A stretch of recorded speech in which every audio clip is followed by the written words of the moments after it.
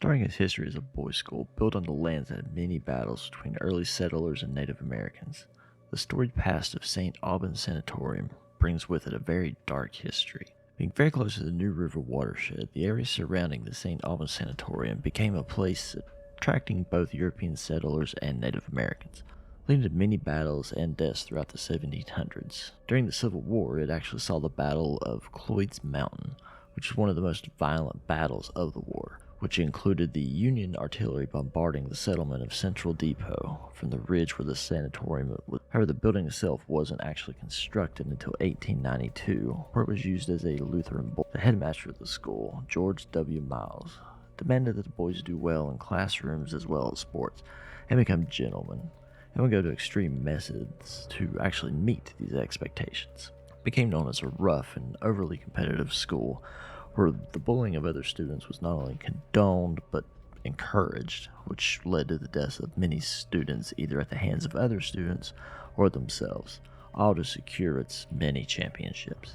After Headmaster Miles passed away in 1903, enrollment in the school dropped and the school closed its doors just a few years later. However, that wasn't the end of the troubling story of the building. After sitting empty for 4 to 5 years, another aspiring entrepreneur purchased the building with hopes to fulfill his vision of a cutting-edge psychiatric hospital. Unhappy with the conditions at his former hospital, Dr. John C. King wanted to open a new institution where patients could be treated and be well accommodated, going as far as to make several renovations to the remnants of the school building and adding a farm for the patients to exercise and play. But just like Headmaster Miles, Dr. King's vision was also met with failure. Insulin-induced comas and lobotomies either left patients brain dead or completely dead, and when cutting open the skulls of schizophrenics started to prove ineffective, they started turning to electroconvulsive therapy, causing dangerous effects on its own, including fractures, memory loss, and seizures. Hydrotherapy sessions didn't fare any better either. Instead of a relaxing soak, patients who weren't mummified in icy cold towels were strapped into steaming water vats and left immobile and confined there for days.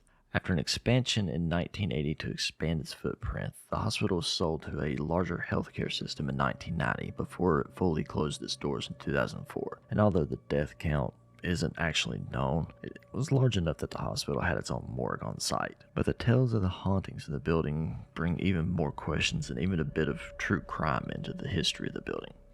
Starting with the sounds of gunfire, the smell of smoke, and spectral mist surrounding the property. The spirit of Elizabeth also, who will sing with visitors, and the more menacing grumpy old man who curse, mock, and bully them, both of whom will actually vie for time on investigators' equipment in the form of EVPs. The doppelganger spirit, which was seen to take the form of the Muffin Man, whom a volunteer dressed as at a Halloween fundraiser, stood seen chasing people through the building. Going into the basement, which is originally thought of as a reward for patients with its bowling alley, and of course the infamous boiler room, is where the evil goat man is said to be. Other stories from this area include reports of shadow figures and Smokey, the spirit of a sinister maintenance man who used to work here. This chilling setting also brings the disappearance of Gina Hall, a mysterious case from June 28, 1980, where Gina vanished without a trace.